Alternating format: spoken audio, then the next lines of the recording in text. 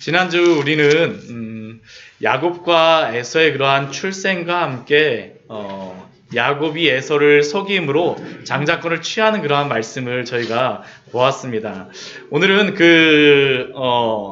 이삭의 두 아들 야곱과 에서의 이야기가 아니라 오늘 이삭의 삶에서 역사하신 그 하나님의 은혜에 대한 말씀으로 오늘은 말씀의 내용이 변합니다. 이삭에 대한 그런 내용이 없는데 이 26장 전체는 유일하게 이삭에 대하여서 알려주는 그러한 말씀입니다.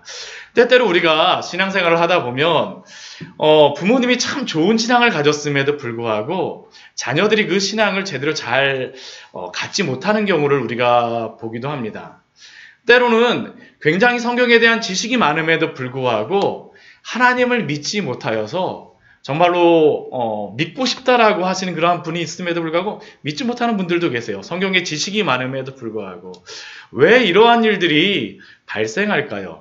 신앙이라고 하는 것은 단순히 그냥 지식으로만 전하여지는 것이 아니기 때문이죠. 그렇죠. 저희가 아무리 지식이 신앙의 어떤 척도라고 한다면 머리 좋은 사람들이 정말 신앙도 다 좋을 것입니다. 그렇죠. 근데 머리가 좋으면서 하나님을 믿으면 좋지만 그 좋은 머리를 가지고 하나님을 안 믿는 것에 그렇게 쓰는 사람들도 너무나도 많습니다.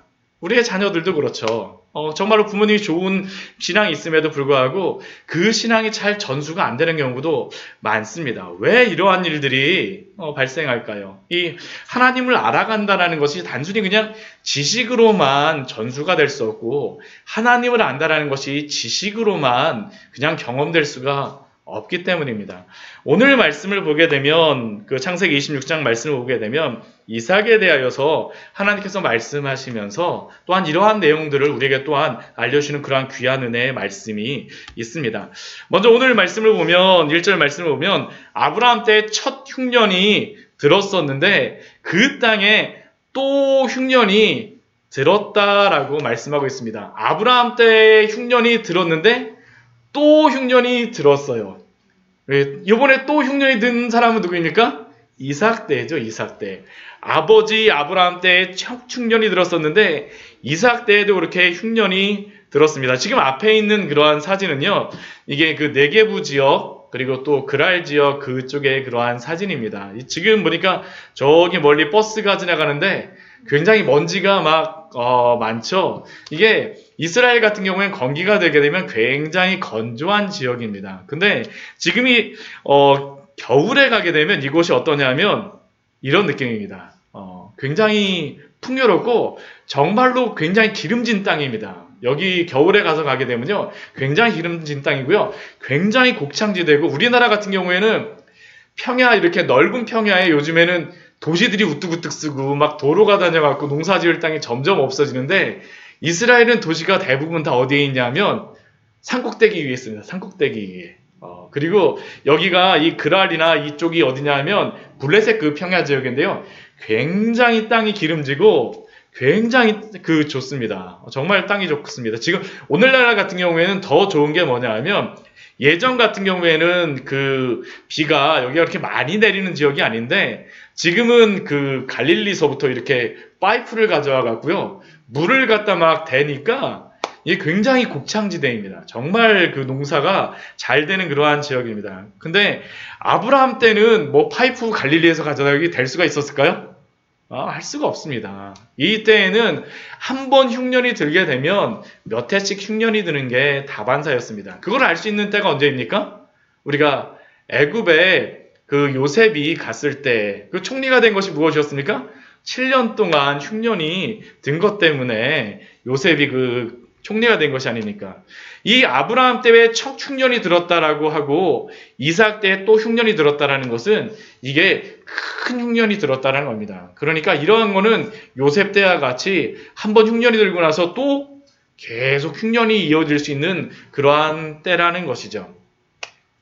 그래서 이러한 때에 이삭이 어떻게 하냐 하면 흉년이 들었으니까 이사를 갑니다. 어디로 이사를 가냐면 그랄로 다 이사를 갑니다. 그랄. 제가 거기다가 지도를 좀 놨는데요. 네, 지도 여기 뒤에. 네. 제가 뒤에다 놨어요. 예, 지도 거기. 예, 하나 같이 좀 보시게 되면, 지도를 보시게 되면, 그랄 혹시 찾으셨어요? 네. 그랄 여기 보이십니까? 네. 네, 그랄 여기 찾으셨죠? 네. 지금 그 이삭이 어디쯤 머물러 있는 거냐면 둘 중에 한 것입니다. 헤브론이나 아니면 부엘셰바 쪽이에요. 네, 헤브론이나 부엘셰바 쪽. 헤브론에 있었으면 왜 헤브론에 있냐면 아버지 아브라함의 무덤이 어디 있습니까? 헤브론에 있었죠. 그렇죠. 헤브론에 있으니까 아버지가 그 아브라함이 그 무덤에 장사하고 나서 그 아버지가 있었던 그곳에서 이제 계속 머물렀을 가능성이 있고요. 이 부엘셰바 같은 경우는 그 이삭이 자주 가서 있는 그러한 장소였습니다. 그러니까 이 둘 중에 하나였었는데 이 그랄루다 지금 내려간 이유가 있었습니다. 왜 그랄루다 내려갔을까요?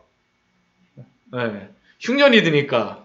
근데 흉년이 드는데 이 그랄루다만 가야 되는 그러한 이유가 있습니다. 왜 그러냐면 여기 지도를 보게 되면 길이 그랄루다 지나가는 게 하나가 보이죠? 까만색 길이 있고 또 무슨 색길이 있습니까? 빨간색 길이 있죠. 빨간색 길. 이 까만색 길은 어떤 길이냐 하면 동쪽에서 서쪽으로 이렇게 이어지는 길입니다. 근데 빨간색 길은 어떤 길이냐 하면 해변길이라 그래서 저기 위에 그 메소포타미아서부터 애굽까지 이어지는 길이 바로 이 빨간 길 해변길입니다. 그러니까 지금 이삭이 그랄루다 내려간 이유는 무엇일까요? 네, 애굽으로 여차하면 가겠다라는 게 지금 짐 싸갖고 내려간 겁니다. 우리 이사하기 전에 그랄 일단 가자. 그래서 그랄까지 막 도착하고 있는 겁니다. 그러니까 지금 아브라함 때도 흉년이 들었을 때 어떻게 했습니까? 애굽으로 내려갔죠. 애굽으로 내려갔어요. 왜 애굽으로 내려갑니까? 애굽에 가면 나일강이 흐르잖아요. 나일강은 비하고 아무런 상관이 없는 데 아닙니까? 그러니까 나일강에만 가면 거기는 뭐 흉년하고 아무 상관없으니까 먹고 살 수 있으니까 무조건 애굽으로 가야 되겠다. 우리 같으면 흉년이 들었을 때 어떻게 될까요? 우리는 흉년 들면 뭐 어디로 나가야 되나? 저희야 뭐 대한민국 그냥 있어야 되겠죠. 뭐 그렇지만 이 시대라고 한다면 이 시대에 우리가 살았다면 저희들도 그렇게 뭐 크게 달라진 않았을 겁니다. 그렇죠? 앞에 집 또 뒤에 집, 야 애국으로 간다는데 당신네는 언제 갈 거야 하면서 이야기하게 되면 우리도 가야지 하면서 이렇게 가는 게 인지상정 아니겠습니까? 더군다나 지금 이삭 같은 경우는 아들도 태어났어요. 그렇죠? 20년 동안 기다렸던 그런 두 아들이 떡떡구벅이 같은 그 두 아들이 태어났으니까 아내하고 아들들을 먹여 살리기 위해서는 내려가야 되겠죠. 그래서 이제 이 그랄까지 갔는데, 근데 오늘 말씀을 보게 되면 어떠냐 하면 2절 말씀을 보면 어떤 말씀이 있습니까? 하나님께서 이삭이 그랄까지 갔는데 이삭에게 나타나세요. 그래서 뭐라고 말씀하세요? 애굽으로 내려가지 말고 내가 네게 지시하는 땅에 거주하라. 이삭의 계획하고는 완전히 틀린 겁니다. 이삭의 계획이 완전히 틀어져 버렸어요.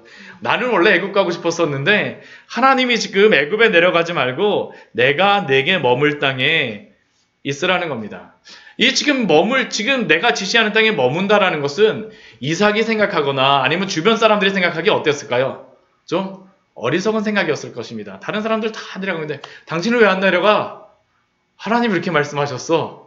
주변의 사람들이 얼마나 이해를 할지, 다 내려가는 사람들을 보면서 무슨 생각을 하고 있을지 참 어리석어 보이는 그러한 결정이기도 하죠. 그런데 곰곰이 생각해보면 우리들도 믿음으로 살아간다라는 것이 이러한 경우를 만날 때가 너무나도 많지 않습니까? 다른 사람들은 다 그렇게 하던데요.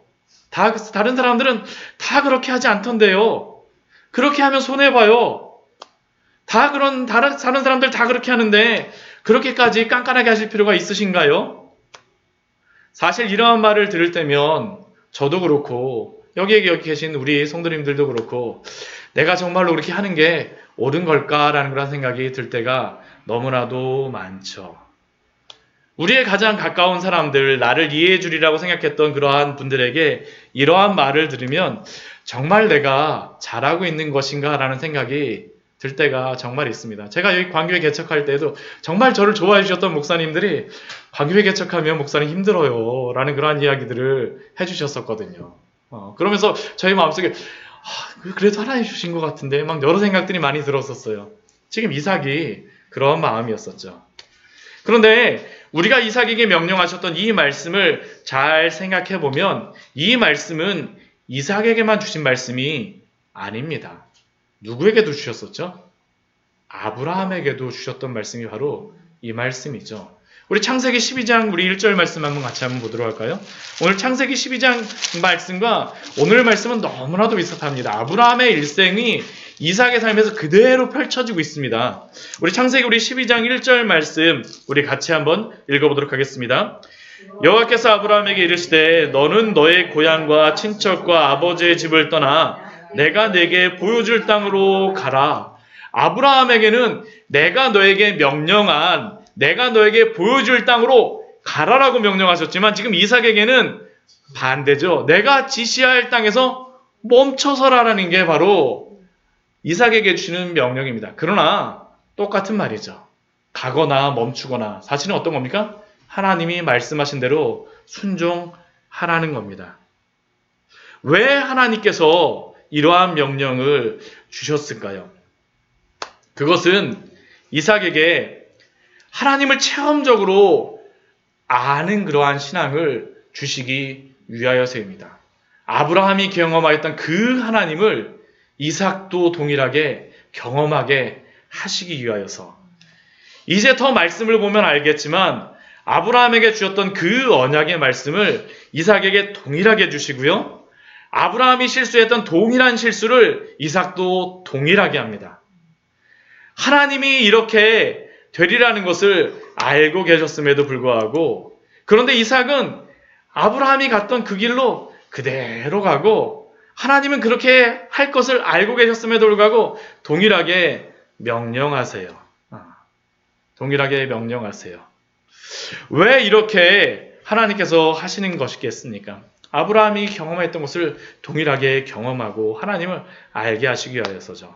우리 3절과 우리 4절 말씀을 보게 되면 이삭에게 가지 말라라고 거주하라라고 말씀하시고 나서 주시는 그러한 약속이 있습니다. 이 땅에 거류하면 하나님이 축복을 주시겠다라고 약속을 주세요. 어떤 축복입니까? 우리 3절 4절 말씀 같이 한번 읽어보겠습니다. 내가 너와 함께 있어 내게 복을 주고 내가 이 모든 땅을 너와 내 자손에게 주리라. 내가 내 아버지 아브라함에게 맹세한 것을 이루어 내 자손을 하늘의 별과 같이 번성하게 하며 이 모든 땅을 내 자손에게 주리니 내 자손으로 말미암아 천하 만민이 복을 받으리라. 근데 이 말씀은 하나님이 이삭에게 복을 주시는 지금 이 순간 주시는 말씀이지만 너가 내려가지 않으면 주시겠다라고 하시는 그러한 말씀이지만 그러나 이 말씀은 또한 누구에게 주셨던 말씀입니까? 아브라함에게 주셨던 말씀이죠. 우리 아까 아브라함의 그 12장 1절 말씀을 읽어보았지만 창세기 12장 2절 3절 말씀을 보게 되면 동일한 말씀입니다. 동일한 말씀이에요. 아브라함에게 주셨던 그 언약의 말씀을 동일하게 주세요. 아브라함과 이삭과 야곱의 특별함이 무엇일까요? 이 족장들의 특별함이 있습니다. 특별한 것이 무엇이냐면 하나님이 동일한 약속을 직접 말씀해 주셨다는 것이 바로 특징입니다. 아브라함에게 주셨던 이 약속의 말씀, 우리 12장 우리 2절과 3절에 주셨던 그 말씀, 내가 너로 큰 민족을 이루고 내게 복을 주어 내 이름을 창대하게 하리니 너는 복이 될지라. 너를 축복하는 자에게는 내가 복을 내리고 너를 저주하는 자에게는 내가 저주하리니 땅의 모든 족속이 너로 말미암아 복을 얻을 것이라 하신지라. 이 말씀을 또 누가 듣는 것이에요? 이삭이 이 약속을 받고요. 또 뒤에 가게 되면 또 누가 받을까요? 야곱이 왔습니다. 야곱이. 동일한 약속을 받아요. 동일한 약속을. 그러나 이것은 단지 약속만을 주시는 것은 아니었습니다. 또한 이 약속을 주심은 이 약속을 이삭에게 주시는 이유는 아브라함이 보여주었던 그 믿음의 순종도 누구에게 요구하시는 걸까요? 이삭에게 요구하십니다. 오늘 5절 말씀, 26장 5절 말씀을 보면 이렇게 말씀하죠. 우리 같이 한번 읽어보도록 하겠습니다. 이는 아브라함이 내 말을 순종하고 내 명령과 내 계명과 내 율례와 내 법도를 지켰습니다. 하시니라. 하나님이 주셨던 그 약속을 주시고 이삭에게도 동일한 순종을 요구하고 계십니다. 우리가 예수 그리스도를 믿고 구원을 받았다는 것은 무엇을 의미합니까? 그것은 예수 그리스도를 믿음으로 우리가 구원을 받았다라고 하지만 그러나 그 믿음 속에는 항상 무엇을 내포하고 있습니까? 순종을 내포하고 있죠. 왜냐하면 우리가 행위나 순종으로 구원을 받는 것은 아니지만 그러나 구원받은 성도에게는 그 삶에 분명한 순종의 열매가 있기 때문이고 또한 하나님께서는 그 열매를 요구하시기 때문입니다. 하나님은 이것을 이삭에게도 보기를 원하셨습니다.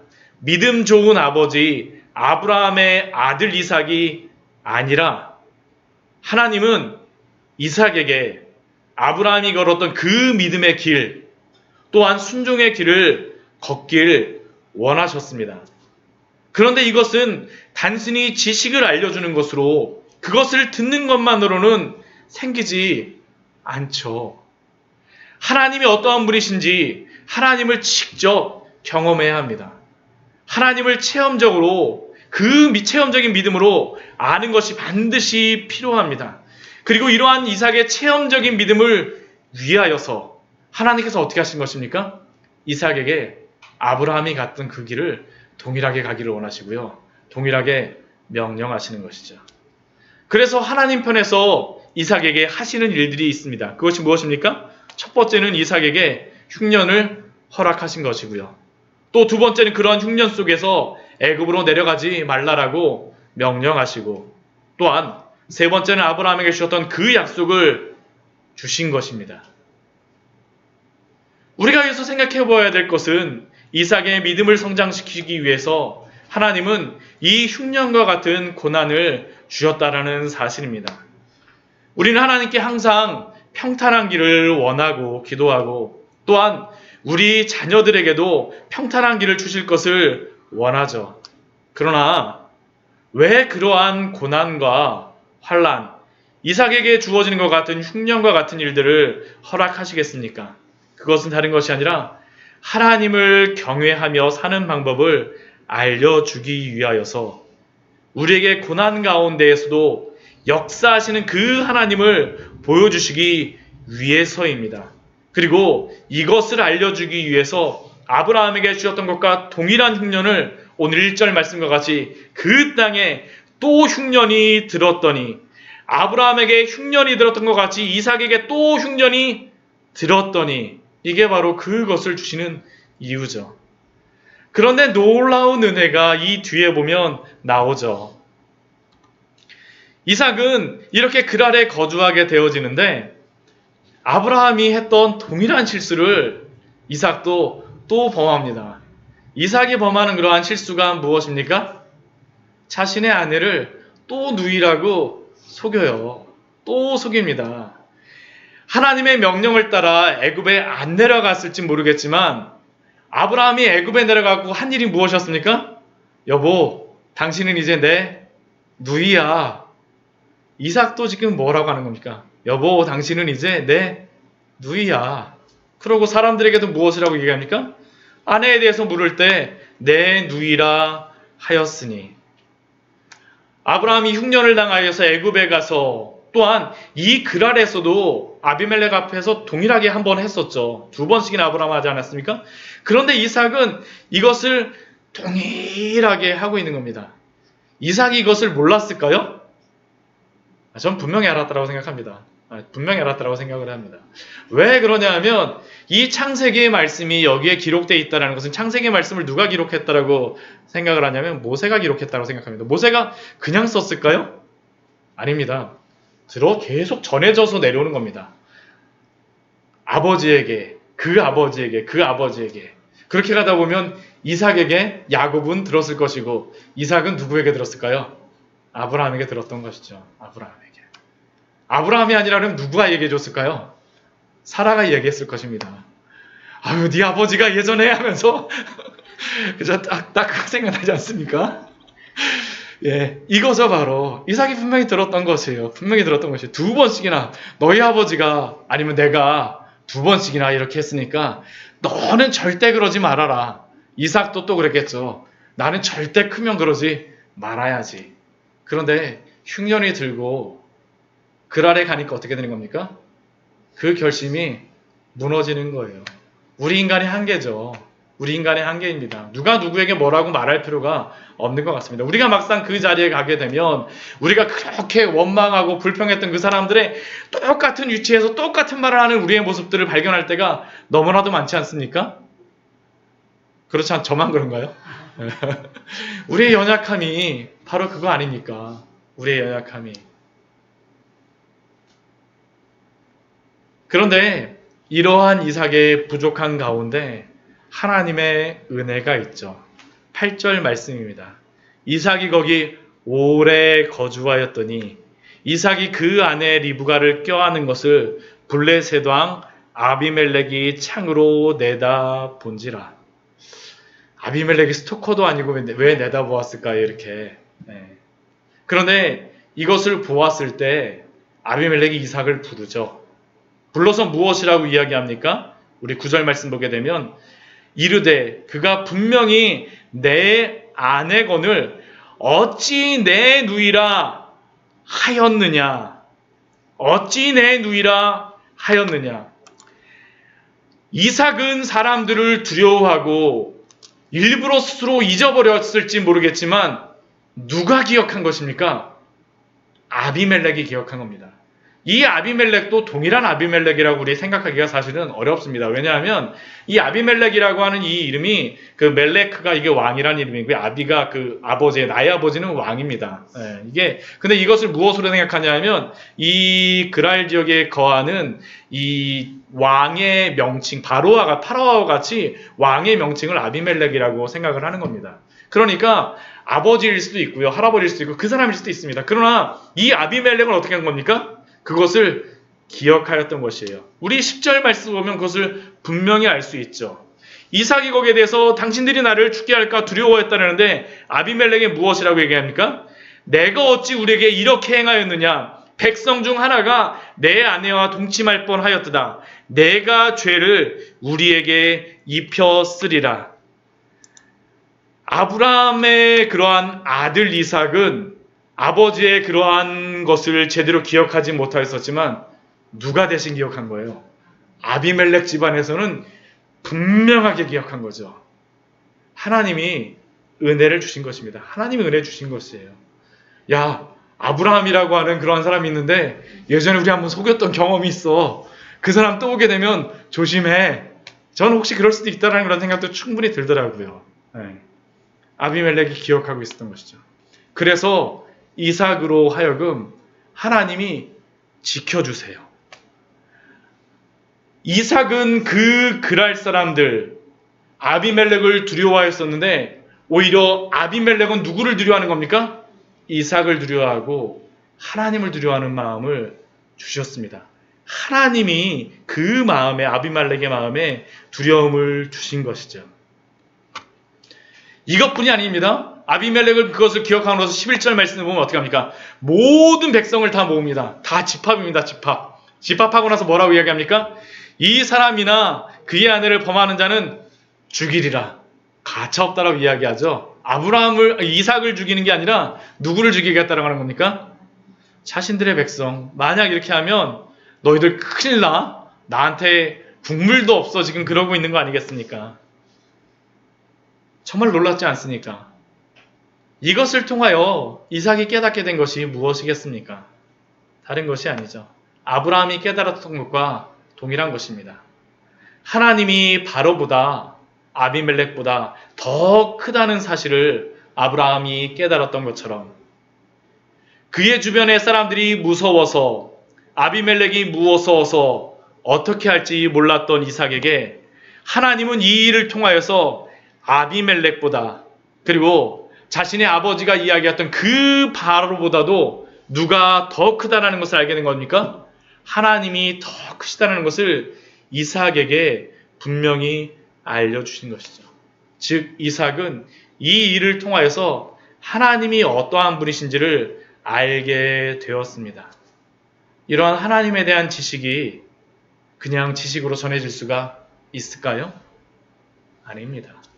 하나님이 이삭에게 하나님이 어떠한 분이신지를 알려주시기 위하여서 이 일을 이삭에게 일어나게 하시고 이삭은 어떻게 됐습니까? 이 일을 통하여서 하나님이 어떠한 분이신지를 분명히 알게 되었죠.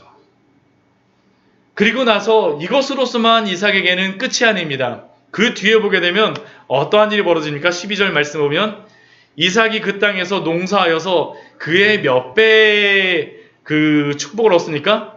100배의 그러한 축복을 얻었다라고 이야기합니다. 보통 농사를 짓게 되면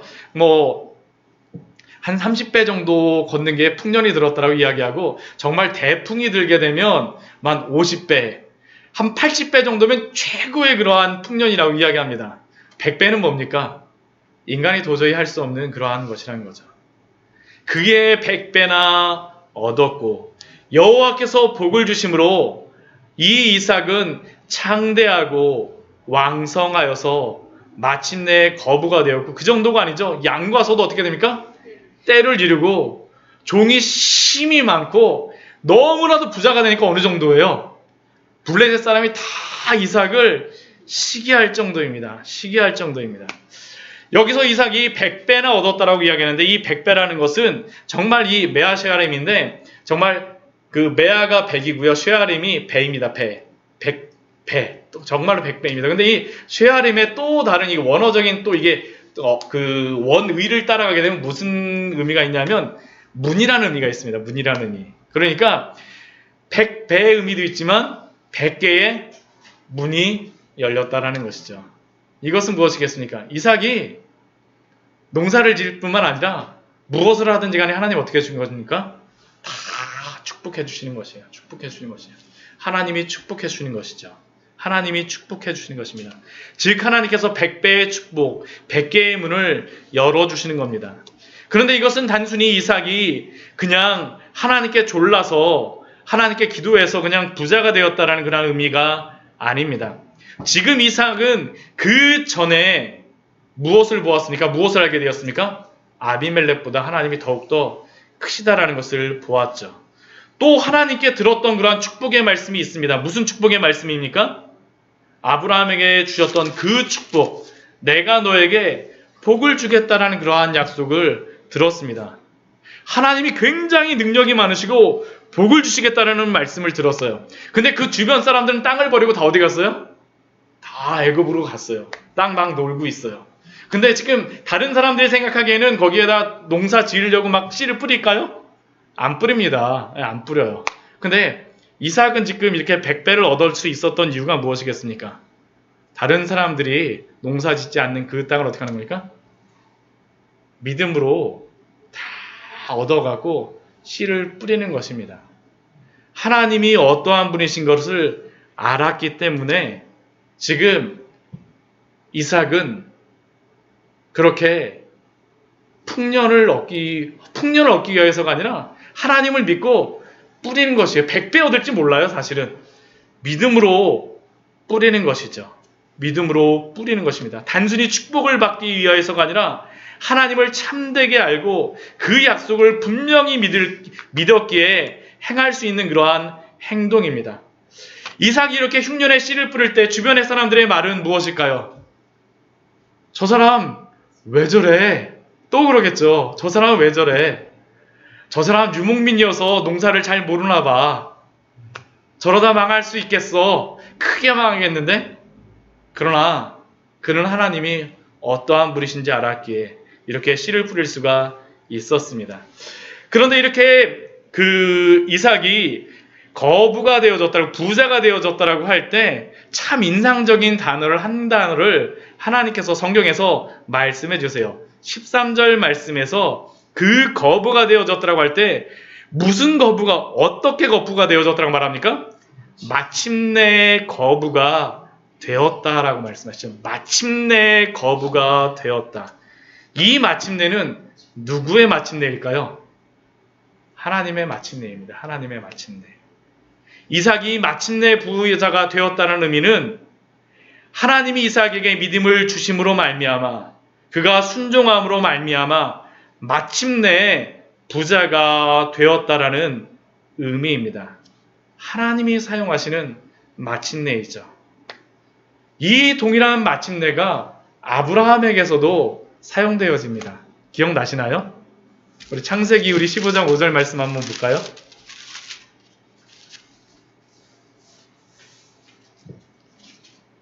창세기 15장 5절 말씀입니다. 우리 같이 한번 읽어보도록 하겠습니다. 창세기 15장 5절입니다. 아브라함이 12장 5절입니다. 네, 제가 15장이라고 했나요? 12장 5절입니다. 같이 읽겠습니다.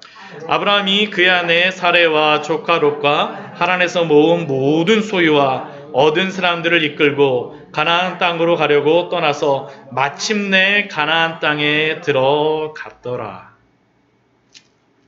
자신의 아버지 아브라함의 사건을 알고 있음에도 불구하고 자신의 아내 리브가를 누이라고 속이는 이삭이 마침내 하나님을 참으로 신뢰하게 되어지는 마침내인데, 이것은 아브라함이 자신의 그러한 하란에서 가나안으로 들어오지 못하였던 그 아브라함을 마침내 가나안 땅에 들어오게 하신 하나님께서 동일하게 누구에게도, 이삭에게도 하나님을 믿음으로 흉년 가운데에서도 씨를 뿌릴 수 있는 믿음의 사람으로 만드셨다라는 것이 바로 이 믿음의 마침내이죠.